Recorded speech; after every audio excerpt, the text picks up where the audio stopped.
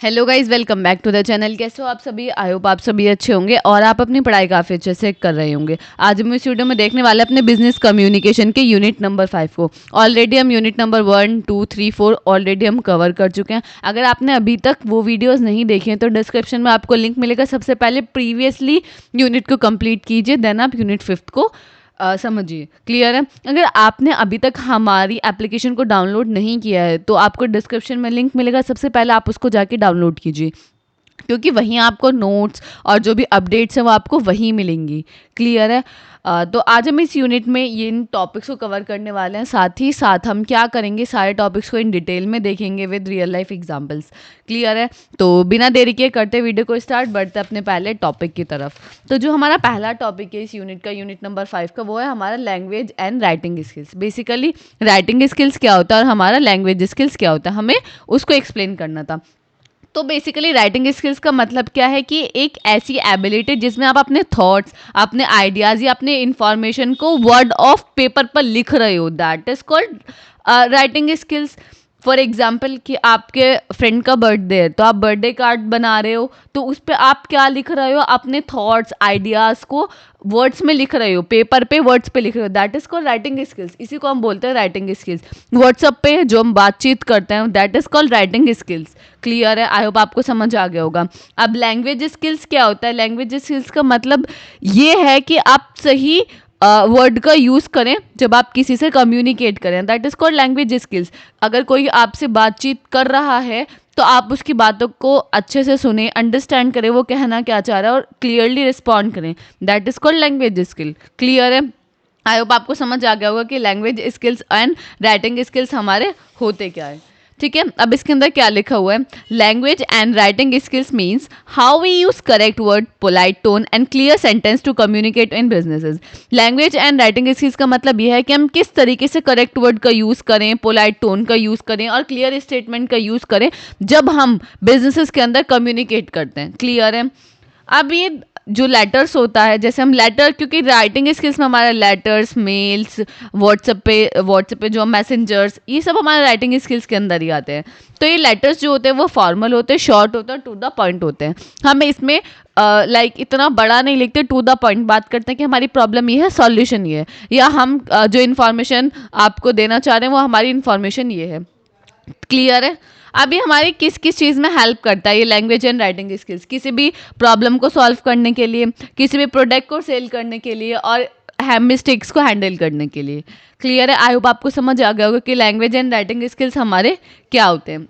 अब बढ़ते अपने नेक्स्ट टॉपिक की तरफ, जो कि है आपका letter of complaints. As a name suggest कि लेटर ऑफ कंप्लेंट, कि हम लेटर लिख रहे हैं किस चीज़ के लिए? कंप्लेंट के लिए। फॉर एग्जांपल कि मैंने एक शूज़ को बाय किया ऑनलाइन, मैंने शूज़ को बाय किया, बट क्या क्या हुआ, जैसे ही वो मेरे पास रिसीव हुए तो जो उनका सोल था वो क्रैक हुआ हुआ आया।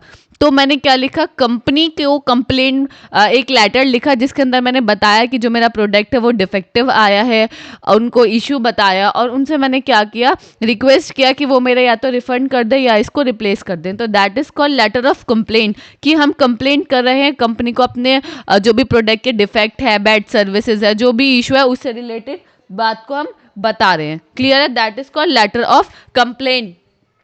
A letter of complaint क्या है? Is a written message you send to a person, company or organization when you are unhappy with something they did or provide, like bad product, poor services or a mistake. Letter of complaint क्या है? एक written message है जो आप किसी person को, किसी company को या किसी organization को देते हो, लिखते हो। कब? जब आप उनके services से, आप उनके product से अनहैप्पी होते हो। आपको था, मुझे था कि वो शूज़ अच्छे आएंगे, बट क्या हुआ, वो शूज़ बेकार आए, जो मेरी एक्सपेक्टेशंस थी उस पर वो नहीं उतर पाए।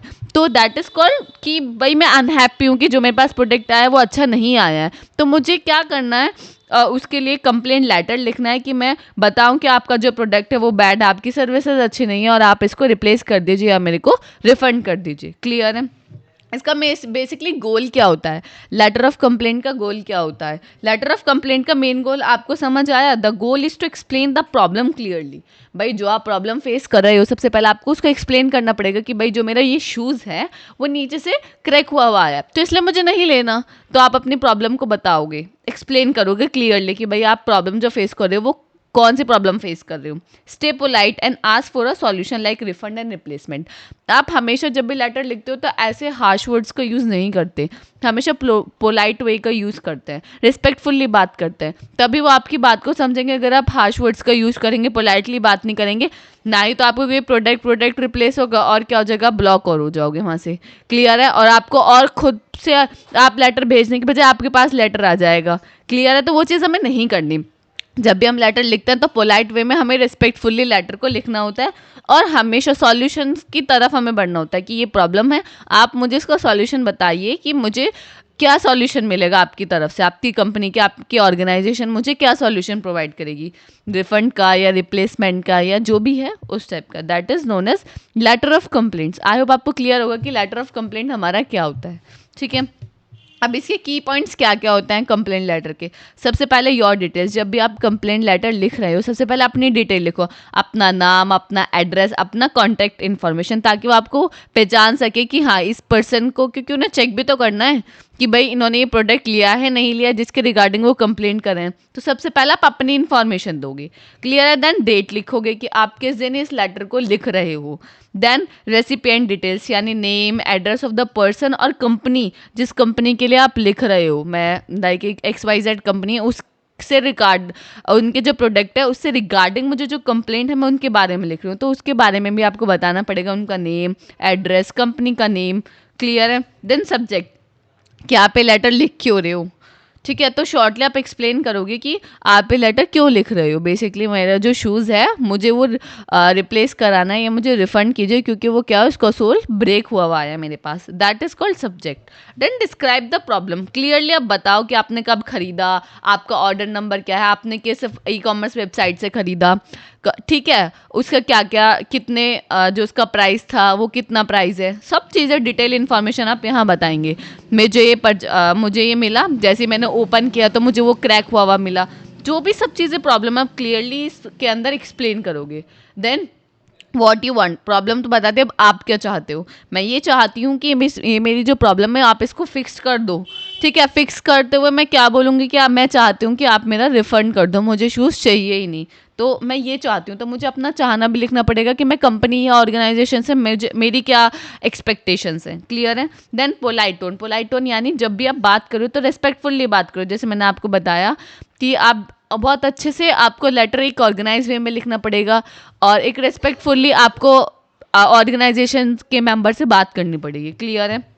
Then closing. जब आप एंड करोगे लेटर का तो वहाँ आप थैंकफुल रहोगे कि कंपनी ने आपकी बात सुनी, उन्होंने आपको जो भी है इतना टाइम दिया, ड्यूरेशन दी, तो आप उनके जो भी वो सॉल्यूशन प्रोवाइड कराएंगे आप उससे रिलेटेड उनको थैंकफुल रहोगे कि आपने हाँ मेरी बात सुनी, आप मुझे सॉल्यूशन प्रोवाइड कराएं। एंड में आप सिग्नेचर करोगे। क्लियर है। अब आप रिक्वेस्ट करोगे कि भाई आप जो मेरी प्रॉब्लम है आप बहुत जल्द से जल्द मेरी इस प्रॉब्लम को रिजॉल्व करा दें। तो that is all about complaint letter. Complaint letter I hope आपको समझ आ गया होगा, रियल लाइफ से आप रिलेट करोगे। तो हम कंप्लेंट लेटर बेसिकली नॉर्मली भी लिखते हैं।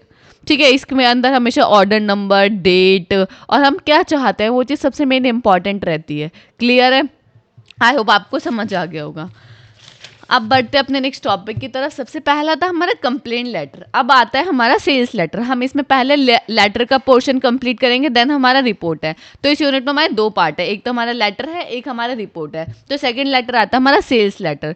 सेल्स लेटर में क्या होता है, सेल्स लेटर में हमें कोई भी अपना प्रोडक्ट और सर्विसेज को बाय करना होता है, या कस्टमर को हम चाहते हैं कि कस्टमर हमारे प्रोडक्ट और सर्विसेज को बाय करे, तो उसके लिए हम कौन सा लेटर लिखते हैं, सेल्स लेटर। ठीक है। हम कस्टमर को अट्रैक्ट करते हैं कि वो हमारी कंपनी का प्रोडक्ट खरीदे, तो हम क्या करते हैं, डिस्काउंट बताते हैं कि अगर आप ये लोगे तो हम 20% डिस्काउंट करेंगे, by one get one free देंगे आपको, अगर आप फर्स्टली करोगे तो आपको डिलीवरी चार्ज नहीं लगेगा। तो ये सब क्या है हमारे सेल्स लेटर। सेल्स लेटर के अंदर हम ये लिखते हैं कि हम किस तरीके से लाइक कस्टमर को बताते हैं कि वो हमारे प्रोडक्ट को खरीदे, हमारा प्रोडक्ट क्यों अच्छा है, हम क्या क्या इसके अंदर लाइक बोलते हैं ना कि क्या क्या क्वालिटीज़ हैं, वो चीज़ें हम बताते हैं सेल्स लेटर के अंदर। आई होप आपको समझ आ गया होगा। सिंपल मतलब क्या है, कन्विंस करना, कस्टमर को कन्विंस करना कि वो आपके प्रोडक्ट को खरीदे। A sales letter is a writing message you send to convince someone to buy a product और सर्विसेज। सिंपल एज दैट कि सेल्स लेटर क्या है, एक रिटन मैसेज है जिसके अंदर आप क्या करते हो, किसी को कन्विंस करते हो कि वो आपके प्रोडक्ट और सर्विसेज को बाय करे। It's like a friendly persuasive note that explain why the product is great, how it help the reader, why they should be now, why should they buy it now. आपको ये बताना होता है कि आपका product क्यों अच्छा है, किस लिए वो खरीदे, क्यों खरीदे, किस लिए, क्या क्या हेल्प करेगा वो हमारे रियल लाइफ प्रॉब्लम्स के साथ। क्लियर है? तो सेल्स लेटर के अंदर ये सब चीज़ें इंक्लूड होती हैं। अब आपको समझ आ गया होगा कि सेल्स लेटर हमारा होता क्या है। क्लियर है? अब इसके क्या क्या की पॉइंट्स होते हैं। सबसे पहले कैचे ओपनिंग।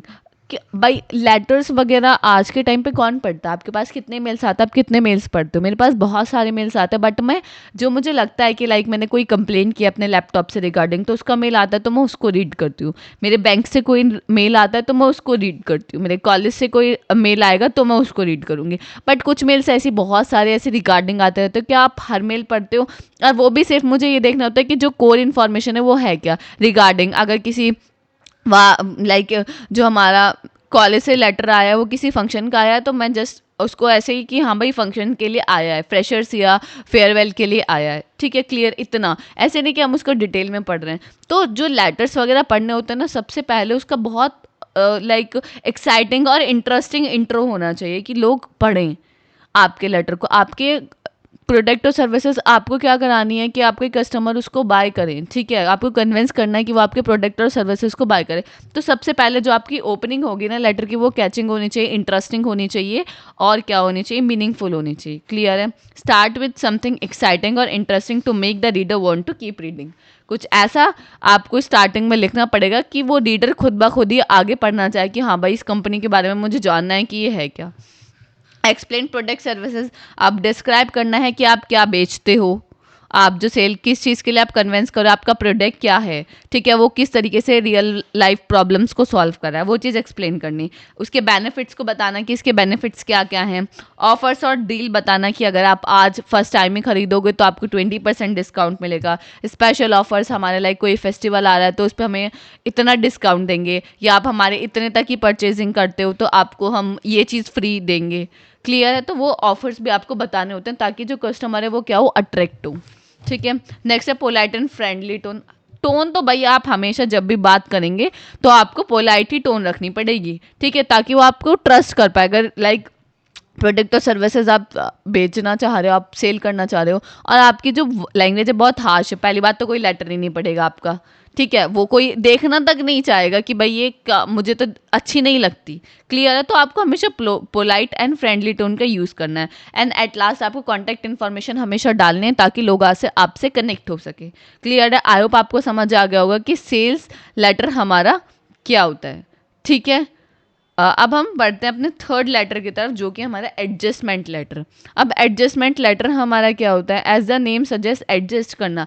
ये होता है जो कंप्लेंट लेटर का जो रिप्लाई हम करते हैं, कंपनी जो करती है रिप्लाई, उस लेटर को हम बोलते हैं एडजस्टमेंट लेटर। ठीक है? इसमें कंपनी बताती है कि वो किस तरीके से आपकी प्रॉब्लम को फिक्स करेगी। आपकी जो प्रॉब्लम्स है वो अपॉलॉजी करते हैं कि लाइक कि हमें बहुत दुख हुआ कि आपको ये प्रॉब्लम हो रही है, हम आपकी 72 आवर्स में इस प्रॉब्लम को सॉल्व कर देंगे, इस तरीके से हम सॉल्व करेंगे। तो जो कंपनी, जो आपने कंप्लेन की, उसका जो रिप्लाई आया, that is called adjustment letter. Complain letter से मैंने कंप्लेन की थी कि जो मेरे शूज़ हैं वो उसका जो सोल है वो ब्रेक हुआ है। एडजस्टमेंट लेटर में मुझे रिप्लाई मिला कि ओके, हमें बहुत दुख हुआ कि आपको ये प्रॉब्लम फेस करनी पड़ी, बट हम 72 या 48 आवर्स में आपको इसको रिफंड करा देंगे, और जो डिलीवरी बॉय है वो आप हमारे जो शूज़ हैं उनको लेकर चला जाएगा। तो वो जो उनका मेरे पास रिप्लाई आया, जो लेटर में reply, that is called adjustment letter. Clear है? ठीक है? An adjustment letter is a written response from a business or a person to someone who sent a complaint about the product or services. Adjustment letter एक written response है जो business या person उस person को भेजता है जिसने हम complaint की है। क्लियर है? प्रोडक्ट और सर्विसेज से रिलेटेड जिसने कंप्लेंट किया उसको वो भेजते हैं। इसका गोल क्या होता है कि कस्टमर को हैप्पी करना, कस्टमर के जो एक्सपीरियंस है उसको अच्छा बनाना। अगर फॉर एग्जांपल कि मेरे पास लैपटॉप है, लैपटॉप में काफ़ी सारी प्रॉब्लम्स आती रहती हैं, बट अगर ऐसा हो कि कस्टमर केयर वाली मेरी बात ही ना सुने, मुझे रिप्लाई ना करें, तो क्या मैं आगे से ये प्रोडक्ट खरीदूंगी? नहीं, बिल्कुल भी इस तरीके का उस कंपनी का लैपटॉप मैं परचेज़ नहीं करूँगी, और मैं रेकमेंड करूँगी कि वो आगे जो मेरे फ्रेंड्स वगैरह वो भी ना करें। क्लियर है? तो वो क्या अपनी रेपुटेशन बनाते हैं, इन सब चीज़ों से ट्रस्ट बिल्ड होता है, रेपुटेशन बनती है किसी भी कंपनी की। क्लियर है? तो एडजस्टमेंट लेटर काफ़ी इंपॉर्टेंट रोल प्ले करता है बिजनेसेस के अंदर। क्लियर? अब इसके की पार्ट्स क्या होते हैं? ग्रीटिंग की भाई एड्रेस करना कस्टमर के नेम से उसे, ठीक है, एक्नॉलेज द कंप्लेंट्स की, शो करना कि हाँ भाई सिंसियरली आपको बताना कि हम आपकी बात को समझ पा रहे हैं, जो आपकी प्रॉब्लम्स है वो रियल प्रॉब्लम है, और अपॉलॉजी करते हैं कि आपको ये प्रॉब्लम हुई। जैसे आप देखते हो कि नॉर्मली आप कस्टमर केयर से जब कांटेक्ट करते हो तो वो सबसे पहले आपकी प्रॉब्लम को सुन के यही बोलते हैं कि मैम सॉरी कि आपको ये प्रॉब्लम फेस करनी पड़ी, बट हम आपकी इस प्रॉब्लम को सॉल्व करेंगे, आप बिल्कुल निश्चिंत रहिए, बोलते हैं ना ऐसे। तो एक्नॉलेज द कंप्लेंट वही पार्ट है उसका। एक्सप्लेन द सॉल्यूशन, अब आप क्लियरली एक्सप्लेन करोगे कि भाई इसका सॉल्यूशन क्या है। जैसे मेरे शूज़ का है तो उन्होंने मुझे एक्सप्लेन किया कि 42 आवर्स में शूज़ आपके जो पैसे हैं वो आपके अकाउंट में रिफंड हो जाएंगे, साथ ही साथ हमारे जो शूज़ हैं वो भी आपको वो करने पड़ेंगे, डिलीवरी बॉय को वापस करना पड़ेंगे, और वो आपके घर से आपकी डोर से आके ले जाएगा। तो that is called explain the solution, कि आप सॉल्यूशन को एक्सप्लेन कर रहे हैं कि किस तरीके से हम आपकी हेल्प करेंगे। कस्टमर का थैंकफुल होना, अप्रिशिएट करना कस्टमर को कि उन्होंने कोई इशू जो है उसको रेस किया हमारे सामने। कॉन्टैक्ट इन्फॉर्मेशन तो एट द लास्ट सब में ही देनी है कि भाई कि अगर आपको आगे भी कोई प्रॉब्लम हो तो आप इसी नंबर पर हमसे कॉन्टैक्ट कर सकते हैं, ठीक है, या आपको कोई भी और क्वेश्चंस है तो आप मुझसे वो पूछ सकते हैं। तो that is called contact information के अंदर वो सब चीज़ आती हैं। ये चीज़ ऐसी है कि आप नॉर्मल रियल लाइफ में भी यूज़ करते हो, क्योंकि मैं तो अगर लैपटॉप की मुझे कंप्लेंट करनी होती है तो वो ये सब चीज़ ही बोलते हैं, लास्ट में मेरे मुझसे यही पूछते हैं कि मैम मैं आपकी और कुछ हेल्प कर सकते हैं हम। मैंने कहा नहीं, ठीक है। तो that is called contact information, कि मैम अगर आपको आगे इन फ्यूचर कोई भी दिक्कत हो तो आप इसी नंबर पर कॉन्टैक्ट कर सकते हैं। Thank you for calling in this company. Clear है? आई होप आपको क्लियर होगा। अब सेल्स लेटर ये रिपीटेड पार्ट है। तो नेक्स्ट है आपका कस्टमर ग्रीवेंस लेटर। अब कस्टमर ग्रीवेंस लेटर क्या होता है? ठीक है, कस्टमर ग्रीवेंस लेटर हमारा कंप्लेंट लेटर की तरह ही है, बट कस्टमर ग्रीवेंस लेटर क्या है कि हम कंप्लेंट करें हायर अथॉरिटीज़ को।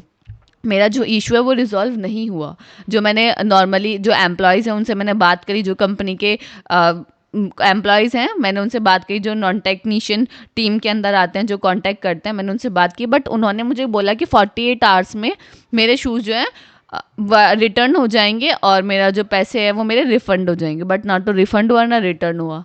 तो दैट इज़ कॉल्ड कि मेरी जो प्रॉब्लम्स है वो उसको इग्नोर कर रहे हैं। उन्हें पता है कि मैंने कंप्लेंट किया बट वो इग्नोर कर रहे हैं। तो मैं क्या करूँगी, उससे जो हायर अथॉरिटी है, जो मेरा नेक्स्ट स्टेप है, मैं क्या करूँगी, सोशल मीडिया का यूज़ करके उन्हें टैग कर कर उनको बताऊँगी, या इनके जो हायर अथॉरिटीज़ है उनसे कॉन्टैक्ट करने की कोशिश करूँगी। That is called customer grievance letter, कि आपकी प्रॉब्लम, कंपनी जो है आपकी प्रॉब्लम को सॉल्व नहीं कर रही है।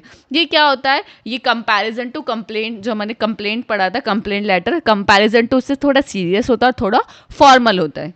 क्लियर है? आई होप आपको समझ आ गया होगा। A customer grievance letter is a basically a formal and written version of you telling a company. आप इसमें कंपनी को बताते हो कि like hey I paid for something but it was not right and I need you to fix it. जो मैंने खरीदा, जो मैं चाह रही थी वो नहीं है, तो आप प्लीज़ इसको वापस लो, फिक्स करो इस प्रॉब्लम को। बट क्या हुआ, it's very similar to a letter of complaint, but the term grievance highlight that you have been wronged और treated unfairly as a customer and you are officially asking for a solution. आपने solution के लिए बोला but उन्होंने solution provide नहीं किया।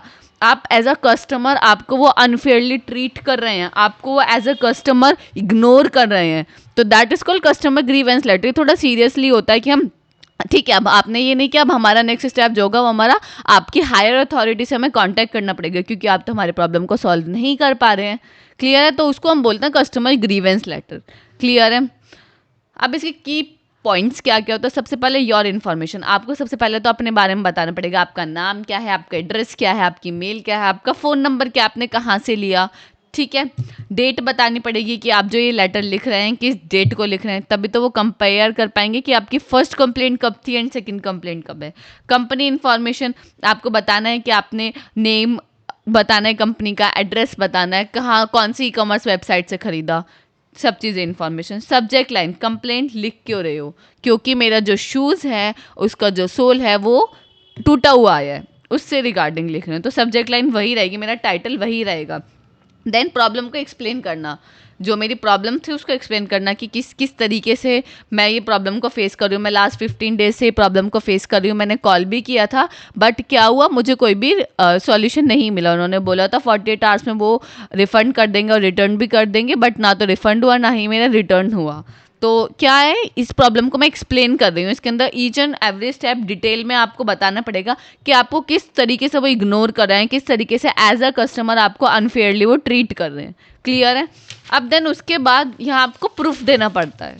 ठीक है, अब ऐसे ही नहीं कि आप बोल दिया आपने कि हाँ ऐसा हुआ, यहाँ आपको प्रूफ देना पड़ेगा, आपको फोटोज़ दिखाने पड़ेंगे, आपको कॉलिंग हिस्ट्री दिखानी पड़ेगी, आपको डेट्स बतानी पड़ेगी, आपने कब कब कांटेक्ट किया, सब चीज़ें आपको बतानी पड़ेंगी। तो प्रूफ आपको यहाँ देना पड़ता है। व्हाट यू वांट, अब आप क्या चाहते हो? ठीक है, अब आपने बता दे कि ये सब चीज़ हो रही है, अब आप क्या चाहते हो? रिफंड चाहते हो, रिपेयर चाहते हो, न्यू प्रोडक्ट चाहते हो, क्या चाहते हो आप? देन अटैचमेंट यानी copies, recipients, photos if needed, अगर ज़रूरत है तो जो भी आपकी होते हैं ना बिल वगैरह, उन सब चीज़ों का आप इंक्लूड कर दो। देन क्लोजिंग, थैंकफुल के साथ आप क्लोज करेंगे कि लाइक थैंक यू, और मैं चाहती हूँ कि मेरी जो ये कंप्लेंट है वो आप तक पहुँचेगी और आप जल्द से जल्द मेरी इस प्रॉब्लम को रिजॉल्व करेंगे। तो that is all about consumer grievance letter. I hope आपको समझ आ गया होगा। अगर इन शॉर्ट में मैं आपको समरी बताऊं तो हमने क्या पढ़ लिया अब तक? कंप्लेन लेटर पढ़ा। कंप्लेन लेटर में हम क्या बताते हैं? अपनी प्रॉब्लम को बताते हैं कि मेरा ऑर्डर जो है वो मेरा डैमेज हुआ है, that is called complain letter. Second था हमारा सेल्स लेटर। सेल्स लेटर में हम क्या करते हैं? किसी अपने प्रोडक्ट को प्रमोट करते हैं। क्लियर है? सेल्स को, कस्टमर्स को कन्विंस करते हैं कि वो हमारे प्रोडक्ट को खरीदें, that is called sales letter. Adjustment letter क्या होता है? जो कंपनी रिप्लाई करती है, जो मेरा प्रोडक्ट डैमेज आया था उससे रिगार्डिंग जो मेरा कंपनी का रिप्लाई आया कि हम आपका रिप्लेस कर देंगे और रिफंड कर देंगे, that is called adjustment letter. Next है customer grievance letter. Customer grievance letter में क्या होता है? जहां हमारा इशू जो है वो अनरिजॉल्व रहता है, जहां हमें एज अ कस्टमर क्या अनफेयरली ट्रीट किया जाता है, हमें इग्नोर किया जाता है। क्लियर है? आई होप आपको समझ आ गया। इन शॉर्ट मैंने आपको एक बार थोड़ी सी समरीज को समझा दी है। क्लियर है? आई होप आपको समझ आ गया होगा कि ये होता है, ये काफ़ी इंपॉर्टेंट है। यहाँ से मैक्सिमम टाइम क्वेश्चन आपके पूछे जाने के सबसे ज़्यादा चांसेस है कि यहाँ से आपको पूछा जाए कि ये होता क्या है। क्लियर है? अब बढ़ते अपने नेक्स्ट टॉपिक की तरफ, जो कि है हमारा व्हाट इज़ रिपोर्ट। अब रिपोर्ट क्या होती है? बेसिकली रिपोर्ट तो सिंपल है। जैसे आप देखते हो कि रिपोर्ट क्या है, क्या पर्टिकुलर किसी स्पेसिफिक टॉपिक पे आपको इन्फॉर्मेशन लेनी है, दैट इज कॉल्ड रिपोर्ट।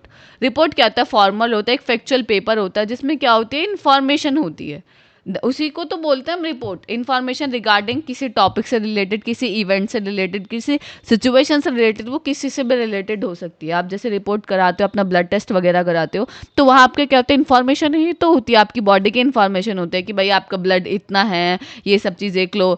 जो भी आप जिस चीज़ का आपने टेस्ट कराया उसमें सब चीज़ें पता चलते हैं कि हाँ ये बॉडी में इतनी परसेंटेज है, इतना होना चाहिए, इतना है। तो क्या रिपोर्ट क्या दे रही है आपको? इन्फॉर्मेशन ही तो दे रही है, that is called report. Clear है?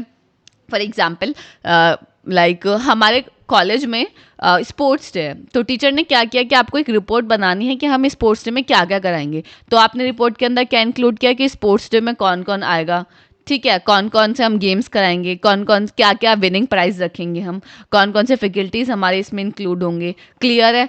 कितने टाइम तक चलेगा, क्या क्या हम लंच में रखेंगे, कितना बच्चों का हम कितने बच्चों का हम इसके अंदर इंक्लूड करेंगे। तो ये सब क्या आपने एक रिपोर्ट तैयार कर ली है। तो क्या है? वो स्पोर्ट्स डे से रिलेटेड सारी इन्फॉर्मेशन उसके अंदर है, तो उसको हम क्या बोलेंगे? रिपोर्ट। आई होप आपको समझ आ गया होगा कि रिपोर्ट हमारा होता क्या है। क्लियर है? A report is a document that give information about a topic, event or situation in a clear and organized way. Report क्या है?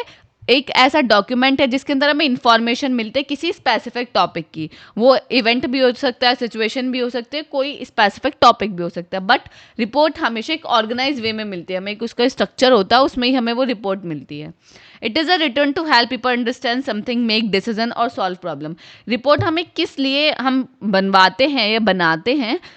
अंडरस्टैंड करने के लिए कोई भी चीज़ कि भाई आपको जो प्रॉब्लम हो रही है वो क्यों हो रही है, तो डॉक्टर क्या कराता है, रिपोर्ट करा लीजिए। आपको बहुत टाइम से फीवर हो रहा था, वो तो क्या बोलते हैं कि आप रिपोर्ट करा लीजिए, आपने जो टेस्ट हैं वो करा लीजिए, टेस्ट के रिपोर्ट आती है, देन हम क्लैरिफाई कर पाएंगे कि भाई आपको हो क्या रहा है। तो that is called understand something. Make decision कि भाई हाँ ठीक है, रिपोर्ट के बेस पे उन्होंने डिसाइड किया कि आपको ये चीज़ें हो रही है, फीवर हो रहा है तो आपको डेंगू हो रहा है, that is called decision. Problem को सॉल्व करना। आई होप आपको समझ आ गया होगा कि होता क्या है। अब लेआउट यानी उसका स्ट्रक्चर क्या होता है रिपोर्ट का, क्लियर है।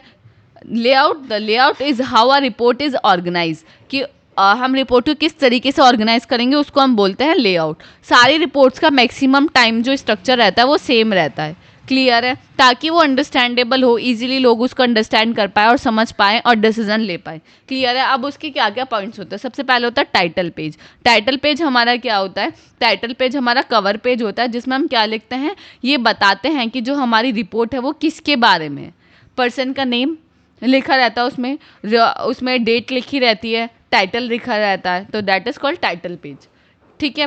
Then table of content. अब उस रिपोर्ट के अंदर हमारा क्या क्या है, लिस्ट ऑफ सेक्शंस हमारे कौन कौन से हैं, कि हमने इसके अंदर क्या क्या इंक्लूड किया है, इंट्रोडक्शन पार्ट क्या है, हमने किस टॉपिक पे लिखा है, हमारी क्या क्या रिसर्चेज हैं, क्या क्या कंक्लूजन है, क्या क्या रेफरेंसेस हैं, तो वो टेबल ऑफ कंटेंट के अंदर रहेगा, क्लियर है। देन इंट्रोडक्शन, कि भाई जो एक्सप्लेन करना है कि इस रिपोर्ट के अंदर आपने क्या लिखा हुआ है, किस टॉपिक के बारे में लिखा हुआ है, क्लियर है। देन बॉडी, बॉडी क्या आता है, मेन पार्ट आता है जिसके अंदर क्या लिखते हो, ऐसे इंट्रोडक्शन पार्ट नहीं रहता है, इसके अंदर आप सभी चीज़ें लिखते हो, सारे फैक्ट्स लिखते हो, सारे अपने फाइंडिंग्स लिखते हो, सारे डेटा से रिलेटेड जो भी आपने के रिसर्चेज हैं वो लिखते हो, तो दैट इज कॉल्ड बॉडी, जो मेन पार्ट रहता है हमारा रिपोर्ट का, ठीक है। फिर बॉडी को आप पढ़ के सिंपल कंक्लूजन पे पहुंच सकते हो कि हाँ हमारी फाइंडिंग्स ये हैं। रेफरेंसेस, आपने कौन कौन से सोर्सेज, कौन कौन सी इंफॉर्मेशन, कौन कौन की बुक और वेबसाइट का यूज़ किया है इस रिसर्च के इस रिपोर्ट के अंदर, क्लियर है। आई होप आपको समझ आ गया होगा। तो ये 6 इसके पॉइंट्स हैं जो हम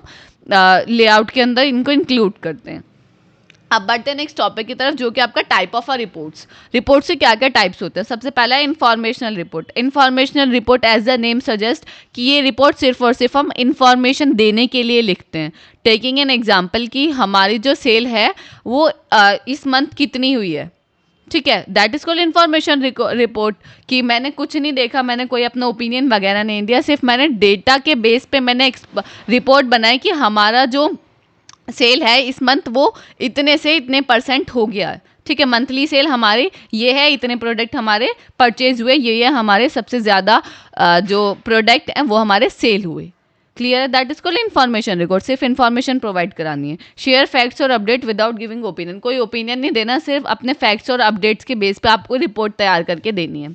एनालिटिकल रिपोर्ट, एनालिटिकल रिपोर्ट में आप क्या करते हो, डेटा को एनालाइज करते हो और सॉल्यूशन निकालते हो। यहाँ आप ओपिनियन भी देते हो, लाइक एग्जाम्पल कि हमने क्या स्टडी किया कि हमारी जो सेल है वो पिछले साल से ड्रॉप हो गई है, तो एनालिटिकल रिपोर्ट में आप डेटा को एनालाइज करके बताओगे कि हमारी जो सेल्स है वो क्यों ड्रॉप हुई है, क्यों हमारे कस्टमर्स बाय नहीं कर रहे हैं, क्या प्रॉब्लम्स रेज हुई हैं कस्टमर के हैंड से, that is called analytical report, clear है। फिजिबिलिटी रिपोर्ट, फिजिबिलिटी रिपोर्ट में हम ये देखते हैं कि हम जो भी प्रोडक्ट या सर्विसेज बना रहे हैं क्या वो फाइनेंशियली हम कैपेबल हैं कि हम उसको बना पाएँ।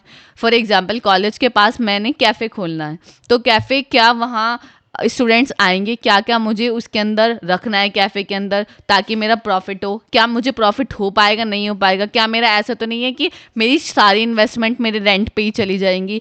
तो इसमें हम क्या देखते हैं कि ये जो मेरा कैफ़े का प्रोजेक्ट है ये फिजिबल है या नहीं है, कि मैं इसका लाइक टेक्निकली, फाइनेंशियली, लीगली ये फिजिबल है या नहीं है, कि मैं इसे कर सकती हूँ, प्रैक्टिकल में पॉसिबल है या नहीं है, that is called feasibility report. Practically हम चेक करते हैं कि वो चीज़ पॉसिबल है या नहीं है। To check if an idea और प्रोजेक्ट इज़ पॉसिबल और practically before starting it is study whether the plan will work. हम इसमें देखते हैं कि जो हमारा प्लान है वो वर्क करेगा या नहीं करेगा। फाइनेंशियली भी चेक करते हैं, टेक्निकली भी चेक करते हैं और हम लीगली भी चेक करते हैं कि हम कोई ऐसा प्रोजेक्ट पे तो काम नहीं करें जिसमें हमारे पास बहुत सारे पैसे लगने वाले हैं बट हमारे पास है ही नहीं।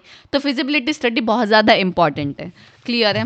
नेक्स्ट है आपका investigative report. Investigative report like एक वेयर हाउस है, उसके अंदर क्या हुआ, एक एक्सीडेंट हो गया है, तो उसमें हमने क्या इन्वेस्टिगेटिव रिपोर्ट में हम क्या चेक करेंगे कि किस वजह से हुआ, कौन कौन रेस्पॉन्सिबल है, किस तरीके से हम इसको रोक सकते हैं। तो हमने चेक किया कि जो हमारा एक्सीडेंट है वो किस वजह से हुआ, कि हमारा जो फ्लोर था वो वेट था, इसकी वजह से हुआ। तो हमने क्या रिकमेंड किया कि हम जो फ्लोर यूज़ करेंगे अब से वेयर हाउस के अंदर, कैसा नॉन स्लिपरी फ्लोर का यूज़ करेंगे ताकि हमारी सेफ्टी जो है वो इंक्रीज हो सके। That is called investigation report. हमने इन्वेस्टिगेट किया कि किस वजह से हुआ और उसको सॉल्यूशन भी प्रोवाइड किया। क्लियर है?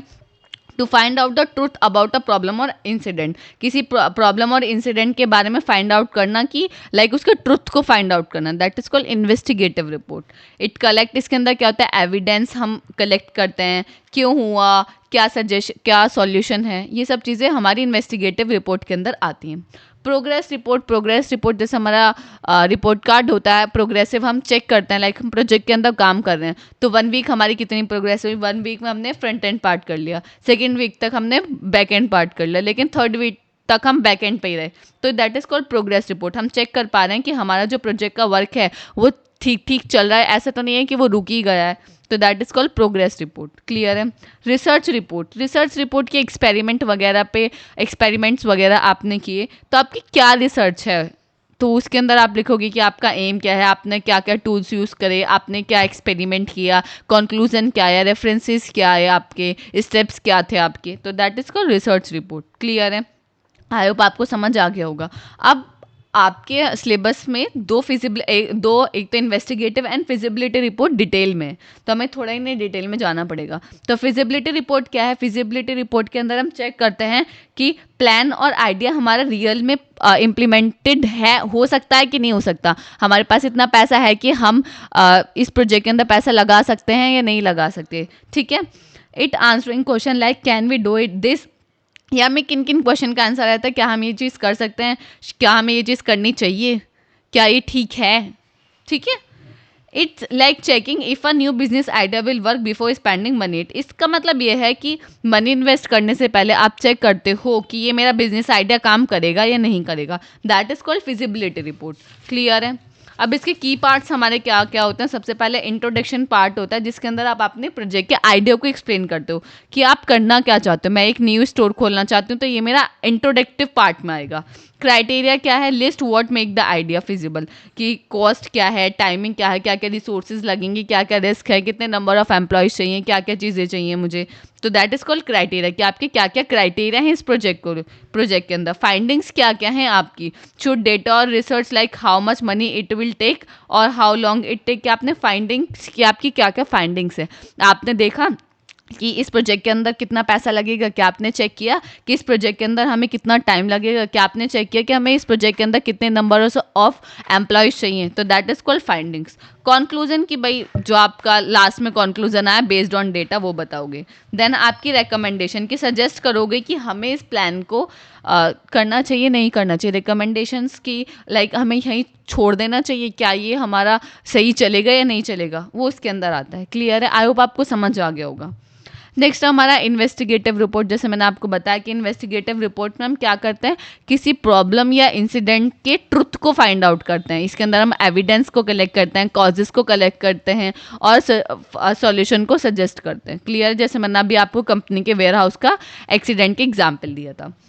And investigative reports look into a problem और situation to find out what happen and why, कि क्यों हुआ, किस वजह से हुआ, उस चीज़ को फाइंड आउट करने के लिए हम इन्वेस्टिगेटिव रिपोर्ट करते हैं। जैसे बोलते हैं ना नॉर्मली कि इन्वेस्टिगेशन होगी अब इस केस की, कि भाई हाँ इसे किसने मारा है, तो that is called investigative report. उसी तरीके का है ये।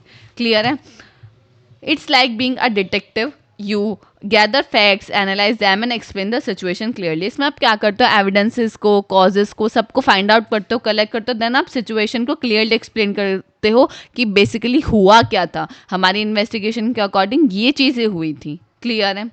की पार्ट्स क्या क्या हैं? सबसे पहले इंट्रोडक्शन पार्ट रहेगा कि प्रॉब्लम और क्वेश्चन को क्या है हमारे, उनको डिस्क्राइब करना। इन्वेस्टिगेटिव प्रोसेस आपका क्या रहा है, कौन कौन सी इन्फॉर्मेशन आपने गैदर की हैं, क्या क्या किया है, वो सब इसके अंदर आता है। फाइंडिंग्स क्या क्या आपके क्या एविडेंस आपको मिले हैं, क्या आपको कॉजेज मिले हैं। ठीक है? कंक्लूजन, कि sum up what the investigation found, conclusion की जो हमने इन्वेस्टिगेशन की है 15-20 दिन की, तो हमें क्या मिला, उसका आउटपुट क्या मिला कि हाँ भाई हमने इन्वेस्टिगेशन की तो हमें ये पता चला कि वेयर हाउस का जो कंपनी का जो वेयर हाउस का उसका जो फ्लोर है उसकी वजह से एक्सीडेंट ज़्यादा हो रहे हैं, तो हमें उस फ्लोर को क्या करना चाहिए, नॉन स्लिपरी बनाना चाहिए। That is called conclusion. Recommendation कि हम इस प्रॉब्लम को किस तरीके से प्रिवेंट कर सकते हैं फ्यूचर के लिए, तो वही कि नॉन स्लिपरी का हम यूज़ करेंगे तो हम क्या है इस एक्सीडेंट को रोक सकते हैं। क्लियर है? तो that is called investigative report. I hope आपको क्लियर होगा। तो यहाँ हमने यूनिट नंबर 5 को कंप्लीट किया as per the to latest syllabus के अकॉर्डिंग, साथ ही साथ हमने सारे टॉपिक्स को इन डिटेल के अंदर कवर किया है। क्लियर है? अगर आपने अभी तक हमारे एप्लीकेशन को डाउनलोड नहीं किया है तो जल्दी से जाकर उसको डाउनलोड कीजिए, क्योंकि नोट्स आपको वहीं मिलेंगे। क्लियर है? अगर आपको ये वीडियो अच्छी लगी तो लाइक कमेंट शेयर करना बिल्कुल ना भूलें। अगर अभी तक आपने हमारे चैनल को सब्सक्राइब नहीं किया है तो जल्दी से सब्सक्राइब कर लीजिए। So thank you so much for watching this video. मिलते हैं किसी अगली वीडियो में।